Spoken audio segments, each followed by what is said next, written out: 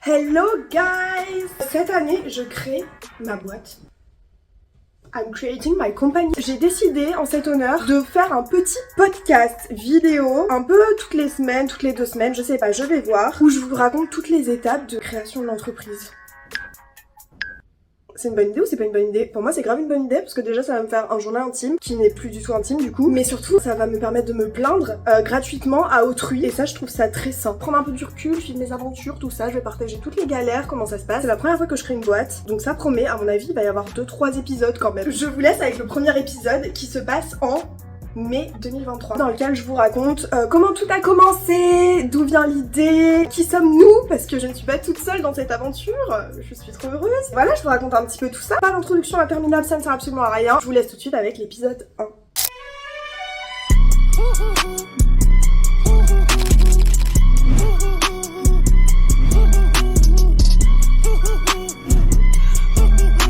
On est en mai 2023. À ce stade, la boîte n'est pas du tout lancée. Ça va arriver normalement, donc je le dis aujourd'hui, en fait on va voir que ça va arriver 3 mois plus tard dans 5 épisodes, j'imagine, vu que là c'est en temps réel. En octobre-novembre 2023.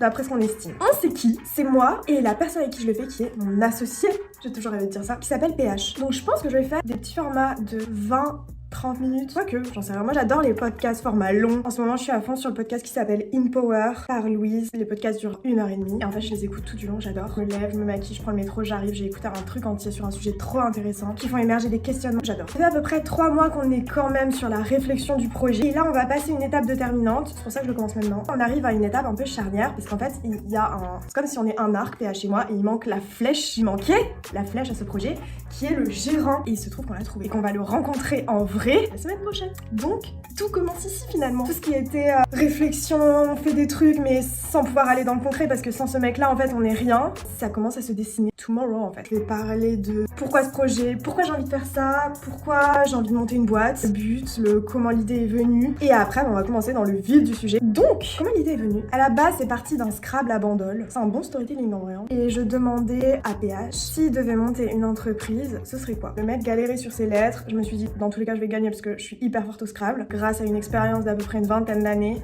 d'entraînement avec ma famille et surtout mes grands-parents. Ma grand-mère reste très forte. Je lui posais cette question parce que je m'ennuie un peu vu qu'en plus il y a des langues. Et il me disait moi je suis sûre il y a un concept qui pourrait marcher. C'est une idée de bar à brochette. Donc c'est trop bien. Enfin je lui fais parler, pitcher le truc finalement en 2 phrases. Bar à brochette mais... Donc brochette plutôt petit format, a priori un peu comme un bar à tapas. Que les petits formats. Bon on part sur bar à brochette et après j'y pense et tout, je me suis dit mais l'idée est ouf. Et en fait je lui en ai pas reparlé, j'ai fait comme si genre oh au fait ce serait quoi ça, sans jamais en reparler pendant 1 ou 2 mois parce que problème de légitimité sur c'est bizarre, il va croire que son projet je trouve ça cool et que j'ai peut-être l'ambition d'oser imaginer, penser que je pourrais le monter avec lui ou moi-même, mais du coup comme moi je suis une petite meuf, problème de légitimité des meufs, il faudra en parler. Et lui c'est un mec exceptionnel, successful, top level, très intelligent, je me sentais comme ça.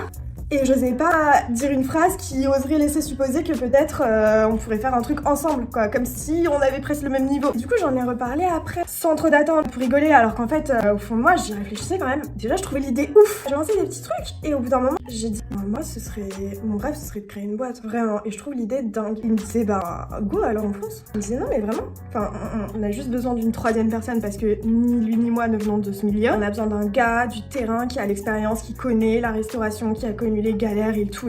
Mais une fois que ce mec il est trouvé, qu'est-ce qui nous empêche de le faire quoi? Et moi j'avais une porte qui s'ouvrait à moi à laquelle j'osais même pas entrevoir quelque chose, sachant que moi j'ai toujours rêvé de, je sais pas pourquoi, c'est même pas créer une boîte hein. C'est avoir un associé. Waouh, j'ai craqué, c'est bien. Avoir un associé, je sais pas, juste pour dire la phrase, pardon, non, ce soir je peux pas, je vais dîner avec mon associé et tout, faut qu'on parle. Des fois on en parle avec mes potes, j'ai mes potes à Barcelone, ma petite pote Cassandre et tout. Elle est un peu dans le business de la restauration, enfin elle était. Elle disait moi un jour j'aimerais monter un truc. Avec mes copines on disait qu'on monte une boîte ou machin. Moi je rêvais de ça, mais d'un côté avec quelqu'un de carré, parce qu'on sait, nos potes, moi j'avais fait une école de commerce à Grenoble qui s'appelle GEM, que j'adore. J'étais toujours dans les travaux de groupe, la meuf qui bosse, et puis derrière, bon c'est sympa parce qu'on y arrive, mais quand on se retrouve dans la galère, parce qu'en fait on se met avec nos potes pour passer des bons moments, mais qui branlent que dalle, c'est marrant pour l'école de commerce où on se fout de tout, mais pour la vraie vie, flemme. Mais quand même un associé quoi. Et là, le truc se présente, on en reparle et là je me dis mais ok, là je sais que ça va être mon prochain projet. Je vais maturer le truc, le temps de me préparer psychologiquement. En même temps, je finis les autres projets que j'ai commencé, parce que j'aime toujours avoir mon taf et un projet en même temps. Un moment c'était un sport, enfin c'était la danse, un moment, non c'est pas fini, enfin j'espère. je sais pas. Après je me suis lancée dans des travaux d'écriture. Et là je devais finir l'étape et me dire ok, comme ça bientôt là, je sais que ça va arriver. Et on arrive au moment où on en reparle vraiment plus sérieusement. On imagine, on envisage, non mais plus précisément ce serait quoi? Ce serait comme un restaurant. On s'imagine le pitch, l'idée, l'ambiance, où? Dans Paris, un local, pas de local, Dark Kitchen, de quoi il me parle, Dark Kitchen c'est quoi? Et avant de rentrer dans le fond du sujet, pourquoi moi j'avais envie de faire ça? Il y a plein de raisons qui me poussaient. Une des raisons, c'est la numéro 1, j'adore apprendre. Quand j'apprends, j'ai l'impression que je vieillis pas. Et je me dis, au fur et à mesure de ma vie, si je continue à apprendre, je vais toujours grandir et je vais jamais vieillir finalement. J'ai un peu peur le temps qui passe, les rides, l'âge, ça me stresse. Ça me stresse même plus d'imaginer être âgé que la mort elle-même. Bon là, j'ai 28 ans et chaque année, depuis mes 24, je me dis oulalalala. Je sais que, pour moi, il y a la courbe des hommes et la courbe des femmes, comme ça. Depuis mon pic qui est, pour moi, dans ma logique de que j'ai dessiné moi-même toute seule dans ma petite tête depuis mes 15 ans, le pic il est à 27 ans et après ça décline. Physiquement, les hommes et les femmes sont pas sur la même trajectoire. Enfin, l'âge, le business non, tout le monde prend de la valeur, mais pour moi il y avait vraiment une courbe différente. Et chaque année, depuis que j'ai atteint mon petit pic et que je me dis putain, je commence à... Puis c'est exponentiel en plus, tu vois, donc ça m'inquiète pas trop à 25, 26, après 27. En fait, chaque année, je me dis, ok, là, ça va, parce que cette année, j'ai fait un truc. J'aime bien faire des trucs, en fait. Des projets, apprendre quelque chose et tout. Donc, à un moment, c'était la danse. Je suis arrivée à Paris. J'ai pu faire plein de trucs, voyager pour la danse, donner des cours et tout. Enfin, c'était incroyable. L'année d'après, je me suis dit, qu'est-ce qui va se passer maintenant? J'ai fait un truc bien et ça m'a trop nourri, ça m'a trop donné de l'énergie. Mais maintenant, c'est quoi la suite, quoi? Il me faut un autre truc. Enfin, c'est comme une petite adrénaline. Alors, c'est que ma première vague. L'année d'après, je sais pas, j'ai eu des galères d'appart dans Paris. Projet, acheter un appart. Ça s'est fait. C'était incroyable. Dès que j'ai fini ma période d'essai avant, j'étais dans cabinet de conseil. On était non pas jusque là, franchement ça va jusque là. L'année d'après du coup je me rappelle j'étais là et tout devant le gâteau, je me disais bon là ça va, franchement j'ai fait un truc, j'ai kiffé, j'ai acheté un appart et l'année d'après je vais faire quoi? Il me faut un truc sinon le temps va aller comme si le temps allait plus vite que moi si pendant une année je faisais pas un truc intéressant. L'année d'après, je vais pas rentrer dans les détails mais en gros j'ai écrit un bouquin, qui en fait vont être 3 bouquins parce que le truc est gros et du coup je vais le diviser en 3. En genre 6 mois, un an parce que basé sur un truc déjà fait et fait en 6 mois après. Et après je me suis dit il va me falloir un truc la prochaine fois, qu'est-ce que c'est? Après j'ai eu une année où j'ai découvert toute une partie de moi-même que j'ignorais. Là, j'ai vécu un truc en réel, donc je vais pas forcément m'étaler dessus parce que c'est pas le sujet, mais voilà. Et après, on arrive à 28 piges, et là, je me dis, qu'est-ce que je vais faire? Créer une boîte. Mais mon Dieu, c'est le rêve. Alors, le projet, c'est de le faire en parallèle de mon taf. Là, mon taf, donc j'ai quitté mon cabinet de conseil. Je me suis retrouvée chez mon client préféré, chez lequel j'intervenais via le cabinet, qui au bout d'un moment m'a proposé de les rejoindre. J'ai entendu la bague de fiançailles, j'ai dit oui. Et là, du coup, je travaille dans une banque, à l'audit, et je vais monter ça en parallèle, parce que avoir une vie, boulot, après tu rentres chez toi, tu fais un petit cours de danse, tu regardes la télé, tu vas te coucher, tu dors 7 heures et tu recommences le lendemain, ça m'angoisse. Donc moi il me faut toujours 2 trucs. Ça peut être le taf la danse, le taf livre, le taf je sais pas quoi. Mais là ce sera le taf, l'autre taf. Je kiffe bosser. C'est une autre des grandes raisons, je pense. Apprendre des choses, je kiffe bosser. Et surtout me lancer dans une aventure. En fait, chaque année, c'est ça. Je me dis, c'est même pas il faut que je fasse un truc dont je sois un peu contente ou qui m'apprenne un truc, c'est juste j'ai envie de vivre quelque chose de nouveau. Sinon, j'ai l'impression que par rapport à l'année passée, j'ai perdu ma vie, ou je sais pas. Comme un peu une course contre le temps, je sais pas si c'est la génération, en ce moment, on veut toujours plus vite, toujours machin, toujours se comparer. C'est compliqué, quoi. Moi, je le fais, je suis trop sujette à ça. Si je suis pas contente de moi. Mais bon, là. Tant que j'arrive à trouver quelque chose, un nouvel objectif, ça me... Là, je me pose plus de questions. Là, je sais, c'est juste à chaque fois, je me dis, là, c'est là, il faut que je sois là. Et je me sens au bon endroit, c'est ça que je dois faire. Quand je me pose pas la question, comme pour le livre, c'est venu de rien du tout. J'ai eu l'idée comme ça, le lendemain, c'était parti. Et là, je sais que c'est ça que je dois faire. Donc, parlons un peu plus de la boîte. Le nom, il est venu assez vite, 10 minutes de discussion. On hésitait entre les brochettes de Paris et Maison Brochette. On s'est dit, les brochettes de Paris, le jour où on vient international dans 6 mois, comment on fait? Les brochettes de Paris à Manhattan ou les brochettes de Manhattan? Les brochettes de Paris à Londres ou les brochettes de Londres? Compliqué. Tandis que Maison Brochette, déjà maison quelque chose, parisien, français, à la française, c'est plus court, faut du court. Maison Brochette, c'était le coup de cœur. C'est le seul truc dont on est sûr. Le concept, c'était, les brochettes, c'est facile à manger, c'est écolo, y a qu'un pic, y a pas de... Ça a l'air simple. Comme ça, sans même y penser, ça a l'air simple. Une brochette, un pic en bois, y a pas de serviette, y a pas de plateau, y a rien.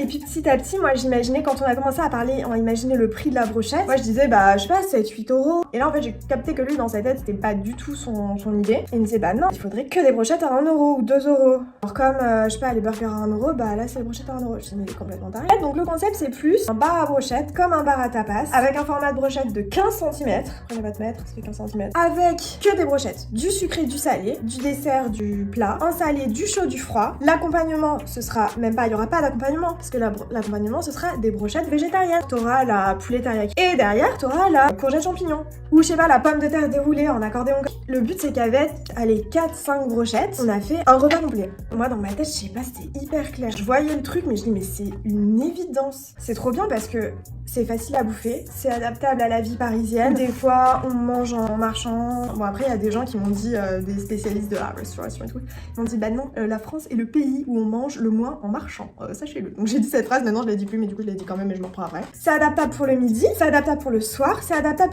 pour du privé quoi, enfin toi et moi. Et c'est adaptable pour du B2B. Parce qu'en fait, enfin B2B. Plus généralement, pour des formats un peu en quantité. Il y a un besoin qui est mal comblé, je trouve, par l'offre, c'est qu'en fait, Paris Petite Cuisine. Les Français adorent se faire des soirées dans des apparts. Des fois un peu quali, parce que bon, tu connais, un peu bobo, nan, tout ça. Et qu'en fait, on veut un truc un peu quali, stylé, et qui se mange facilement, genre pas un bœuf bourguignon, c'est galère, en soirée. Il y a que les sushis, ou le libanais, ou le picard. Mais bon, un peu moins quali quand même. Ou le traiteur, mais voilà. Du coup, on s'est dit, bah en fait, là, il y aurait les brochettes. Les brochettes, c'est le truc parfait. Si ça coûte pas trop cher, comme un traiteur, du coup, ça se différencie pas. Bah, en fait, les brochettes, on fait des plateaux 30 brochettes, des plateaux 50 brochettes, et dedans, il y a du froid, du chaud, du sucré, du salé, du healthy, le fruit, ananas caramélisé, et du food porn, broché, tu sais, des trucs bien... On voulait un truc un peu food porn instagrammable. Fancy, mais pop, cool, mais quali, et bon, et salé. Pareil, t'auras du healthy, salade grecque, crevettes, mangue, sésame, je ne sais quoi. Et du fat, l'hiver on fera la brochette raclette avec du fromage qui coule de partout et tout.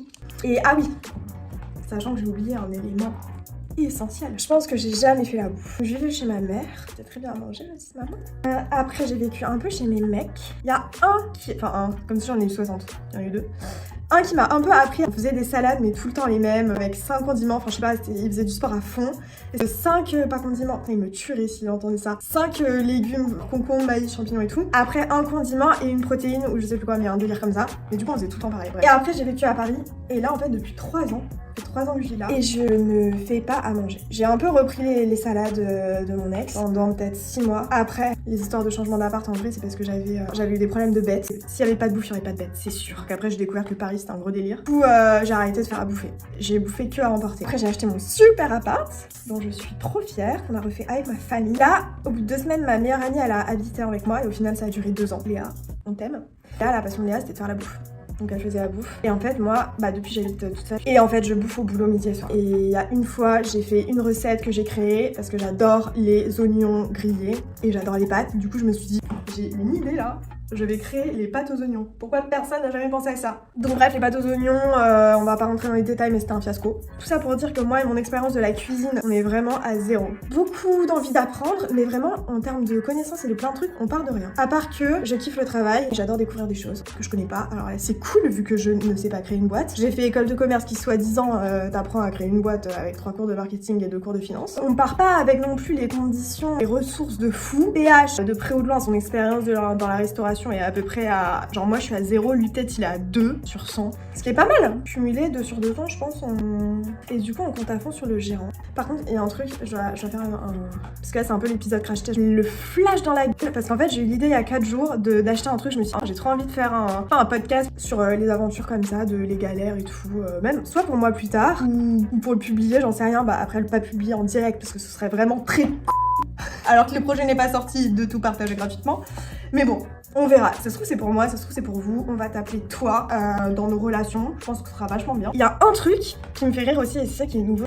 C'est que d'habitude quand je fais un truc, j'aime bien faire carré. Et là l'idée de se filmer et tout le bazar, je me suis dit ah vas-y on le fait. Idée, 3 jours plus tard je m'achète un micro et c'est pour ça que ça m'a fait penser à ça. Je voulais parler de la lampe. En gros j'ai acheté un petit kit sur Amazon. On boycotte Amazon mais entre nous. Micro. D'ailleurs il y a une petite truc de poêle. J'ai jamais compris. Hein. Enfin j'ai jamais compris depuis 1 heure. Du coup je l'ai ouvert il y a 1 heure mais j'étais là genre à quoi servent les trucs de poêle? J'ai pas compris. Bon, je l'ai pas mis parce que j'aime bien le voir nu comme ça, c'est un petit peu... Et la lampe, alors la lampe, juste là ma rétine, ça brûle la rétine au 1er degré, c'est pas possible. Je pense que je vais perdre un peu 2 points de vue d'ici peut-être quelques semaines, mais je pense au bout d'un moment je parlerai comme ça, tu vois. Enfin, dans mon profil, je parle comme ça. Tout ça pour dire qu'en gros, j'aime bien faire les trucs quand même correctement. Et là, je me suis dit, vas-y, j'ai acheté un truc, je l'ai reçu aujourd'hui, et là, go quoi. Ah oui, et dernier petit point pour le contexte. J'ai du coup le projet, c'est que moi j'ai un taf. Donc je travaille dans ma banque et tout, ça me plaît bien. Des hauts et des bas, c'est pas facile tous les jours. Beaucoup de travail à certaines périodes, mais là j'ai pris du recul parce que sinon ça bouffe de A à Z, c'est bien compliqué. Et du coup ce sera en plus de mon taf, ce sera bien sûr en plus du taf de PH, qui en gros est avocat. En revanche le gérant, le but c'est qu'il soit plus salarié et que lui il passe en full time CDI à travailler un peu tous les jours au succès du projet ou à l'échec. Alors, je vous embrasse, je ne sais pas qui vous êtes, mais recevez ça avec beaucoup d'affection. Et let's go for épisode 2.